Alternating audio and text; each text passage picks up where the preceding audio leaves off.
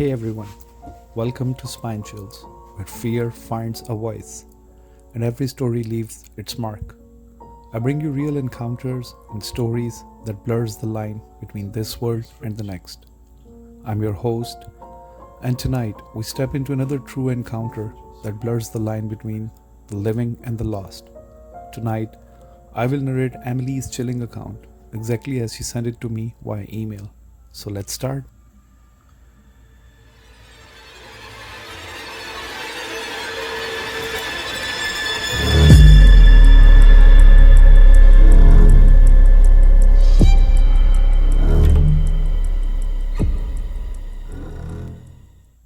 My name is Emily. I'm sharing my story, which might be an eye opener for many people and might save others from the mistakes I made. Before I begin telling you my story, I want to tell everyone one thing.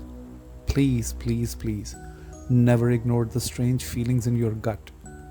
It's sometimes God's way of warning you.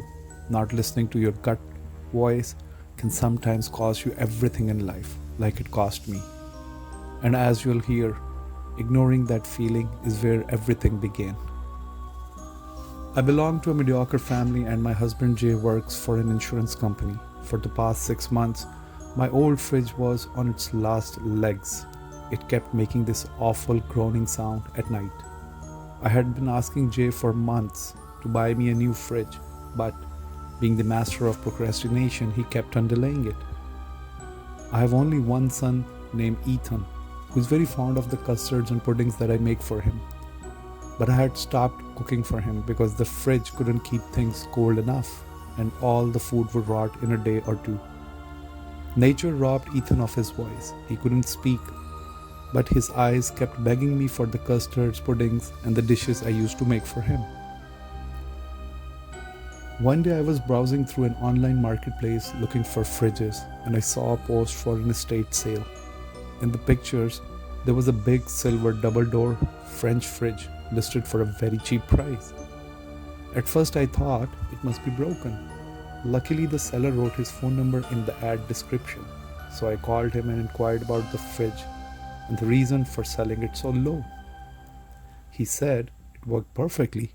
He explained that he was moving out of the state in a hurry and just wanted to get rid of the fridge. He sounded in a rush. He shared his address and asked me to come right away if I wanted the low price. Otherwise, by evening, he would dump the fridge as he was traveling the same night. Strange, isn't it? When someone wants to get rid of things so badly, you have to wonder why. Anyways, I asked my husband Jay to take me to see the fridge. Thank God it was a Sunday and Jay agreed, and we were on the road in 30 minutes. I put the address in GPS and the car smoothly drove us towards the destination. The house was on the very edge of the city. The road to the address was long and narrow, surrounded by trees. It felt very lonely out there. I remember thinking, I had never been on this road in my life. I never had the chance to explore this edge of the city. When we reached the address, it was a big old mansion standing alone inside a beautiful forest surrounded by farmland. It was quiet. Too quiet. There were no other cars. I thought we had come to the wrong house, but then I saw the main door open, so I asked Jay to go and have a look inside. When we entered the house, I felt a chilling gush of wind and a cold shiver ran down my spine. The whole house felt cold inside, colder than it should have been. It was a big empty hall with weird art paintings on the wall, and there were 5 or 6 large tables on both ends of the hall filled with antiques. While looking at the things on the table, someone suddenly appeared behind me. He was an old man with a slight hunchback, tired with red eyes and a creepy smile. He was wearing a long black robe and had noticeably large hands with dirty nails. In his grim voice, he asked me, "Who are you?" I told him I had talked to someone on the phone and came to buy the fridge listed for sale. He gave me a strange look and pointed towards the kitchen. He didn't smile, nor did he make any small talk. I went to the kitchen to look at the fridge, and suddenly he appeared behind me again.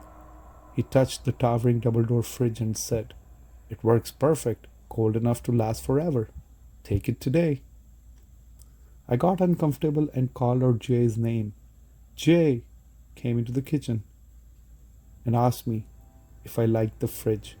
I took Jay to the side and told him I wasn't feeling good about this place. Maybe we should think about it. But he said it was the perfect fridge at the perfect price.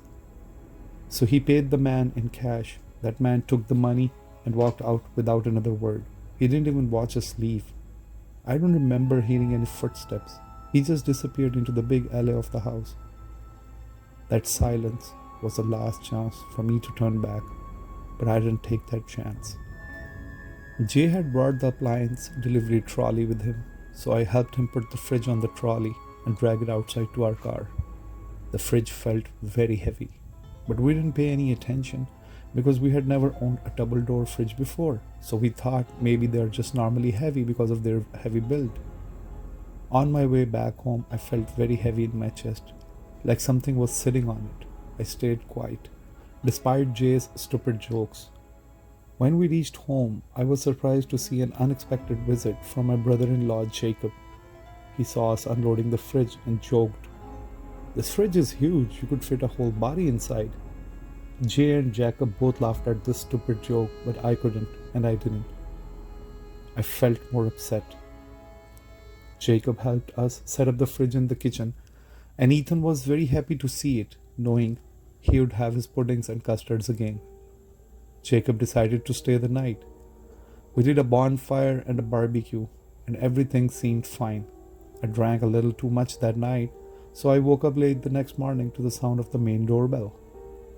When I opened the door, I saw a young lady around 24 or 25 standing there. She said, "I'm here for the maid's job." I was amazed. I told her I hadn't asked anyone for a maid or a cleaner, but she sort of walked in while I was talking, and I felt like I wanted to stop her from entering, but I couldn't. I followed her inside the house and asked, "First of all, I didn't ask for a maid, and secondly, I cannot afford one." She told me she was new in the town and a college student as well. She said she'd work for very little pay since she needed to cover her rent. I thought for a moment, then agreed to hire her. She had a very strange aura, pale skin, and dark brown eyes. I always wondered if she ever blinked or if her eyes never got dry enough to need it. Her name was Stephanie. She worked, she cleaned, and in just a couple of hours, my whole house was in order. But there was one thing I noticed. Every time she passed the fridge in the kitchen, she would stop and stare at the fridge, and then give a creepy smile. Anyways, the day went well. She even helped me make custard with the new recipe she claimed was her grandmother's. That fridge and her smile had already taken their place in my home. The night fell, I put Ethan to bed and went to sleep. I saw a scary dream and woke up frightened. It was around 12 a.m. I felt thirsty and walked to the kitchen to fetch some water from the fridge. As I was getting a bottle of water, someone shoved me from behind. It was a hard, cold push. I turned around, but no one was there. I thought maybe I was just tired and sleepy, so I'm kind of hallucinating or imagining things. I turned on the kitchen light and suddenly smelled something. It was an awful smell, like rotten meat. I checked the stove to see if I had left something, but there were no pans. The smell was coming from the fridge. As soon as I opened the fridge, the smell was gone. I convinced myself it was just a tired mind playing tricks. I drank the water and went back to sleep. But deep down I knew fridges aren't supposed to push people. The next morning everything seemed normal. Stephanie was working in the kitchen when Jacob showed up and asked for breakfast. She took things out of the fridge, cooked, and placed breakfast on the table. I was sitting in the lounge enjoying the sun when Ethan suddenly ran past the table and began shouting in his voiceless way. His eyes were wide with fear and he was pointing at Jacob's plate, but I couldn't understand what he was trying to say. Stephanie quickly grabbed his hand and offered to walk him to school. He resisted, but I scolded Ethan and told him to stop acting up. I thought he just wanted to skip school to stay with his uncle Jacob. Now when I think back, it breaks my heart. He was actually warning me, but I didn't listen. Stephanie took Ethan to school, Jay went to the guest room, and after 2 or 3 hours, Jacob came out, vomiting blood. He begged me to call an ambulance. He had a severe bloody diarrhea and said he felt like he was dying. At the hospital, doctors diagnosed him with a severe case of food poisoning and admitted him. I was puzzled. The barbecue had been made with fresh meat. How could it be food poisoning? I left Jay with Jacob at the hospital and came home. When I entered the kitchen, I froze.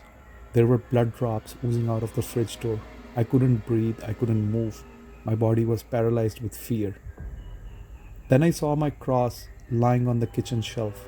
I held it tight, gathered some courage, and opened the fridge. Inside the fridge, every dish I'd made had blackened. Worms crawling, meat rotting like a slaughterhouse. The fridge wasn't preserving any food, it was actually killing it. Anyways, I threw everything out and cleaned the fridge, but I couldn't find the source of the blood. Maybe you can wash away stains, but not curses. Later, while resting on the couch, my phone rang. It was Jay, crying. He said, "Jacob is no more." I asked him, "What do you mean no more?" He said, "Jacob's dead." His heart stopped. I couldn't believe it. Food poisoning does not kill someone in 3 to 4 hours. A week passed in stress. Ethan grew pale and completely quiet, as if something was draining life out of him. Stephanie still used to come daily, performing all my duties, while I lay on the couch or in bed, exhausted. I was haunted by nightmares every night. Jay took a week off from work to mourn his brother. It was a Sunday when Stephanie finally took a day off. I was lying on the couch, scrolling through my phone contacts, when I saw the number of an old school friend, Diana. We hadn't spoken in years, so I video called her and we caught up. While we were talking, she suddenly asked, "Who's that in your kitchen?" I said, "No one, I'm home alone." She insisted she saw someone. I told her she must be mistaken. She asked if she could visit, so I happily agreed. That evening, Diana came over. The moment she stepped in, she sensed something negative. Back in the school, Diana was known for seeing things which others couldn't. I never took her seriously back in the school. But now, she sat quietly. I offered her water. Suddenly she asked if I had a candle. I brought a candle for her. She lit the candle and walked towards the kitchen. The flame bent sideways towards the fridge, and Diana's face turned pale. As I followed her in, I saw it again, blood oozing from the fridge door. I myself froze and I couldn't scream. Diana whispered in my ears, "There's a girl in there. Her name is Alana." I asked who Alana was and how could there be a girl in a fridge. She closed her eyes, began chanting, then told me to put my cross around my neck. After a few minutes, she said, "A man stuffed Alana in this fridge. She never got out. She died here. And now her soul is trapped inside the fridge and she's very angry." While I was trying to digest her words, the lights went out. The house was swallowed in darkness. The candle died. In the silence, we heard it. The fridge door creaking open, then dripping. I turned on my phone's flashlight. Blood dripped from the inside of the fridge door onto the floor. The house was dark, but the fridge light was still on, and sitting inside was a young girl, frozen and eyes glowing red, blood gushing from around her body. When I looked closer, my legs gave way. It was Stephanie, our maid. Her voice echoed, "You will die. Everyone around you will die." She reached her arm out to grab me. Diana pulled me back. Clutching her cross, chanting louder, she forced the fridge door shut. Just then, Jay and Ethan rushed in, turning on the backup generator. I cried uncontrollably. Ethan cried too, seeing me broken. Jay hugged me, confused. Diana told him what happened, but he didn't believe her. Then suddenly Jay was lifted by an unseen force, dragged across the floor, his nails tearing against the tiles, leaving bloody trails. I clung to him but couldn't save him, so I screamed, "Alana, please leave Jay. He has nothing to do with what happened to you. Please take me instead." Her face appeared twisted, lips split from endless screams. I was locked in cold. Now every man will freeze in death. Diana shouted, "The blood, wipe it off. That stain is her anchor." So I ran to the fridge, wiping frantically with my shirt. The blood was so cold that it burned my hands. The fridge roared, a sound like hell itself. The house shook, the air cracked, and then a deep silence. The fridge door slammed shut, the lights came back on, and the blood was gone. Jay was laying on the floor crying. Diana and I dragged him to the bedroom. That night, the four of us sat huddled together, listening to the faint knocking sound from inside the fridge. The next morning, Jay rented a van to return the fridge to the mansion. But when we reached the address, the house was gone. There was only dense forest standing there. It looked like nothing had ever been built on this forest or on this land. Shaken, we unloaded the fridge, tied its door with metal wires and straps, and wheeled it almost 10 meters inside the forest and left it against a tree. We drove home in silence, our minds heavy with unanswered questions. Even today, as I write this story, I feel chills down my spine. Twice, I felt someone standing behind me while I typed this email. The strangest part is we left the fridge in the forest, tied and locked, yet often in the night I hear the same motor hum I heard when the fridge stood in my kitchen.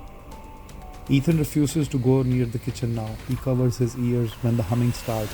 His eyes are full of fear and he points towards the empty corner where the fridge once stood. Jay says he doesn't hear it anymore, but I still do. Louder, closer, like it's moving inside the walls of my house. I don't know what to believe. I don't know if returning it to the forest made any difference.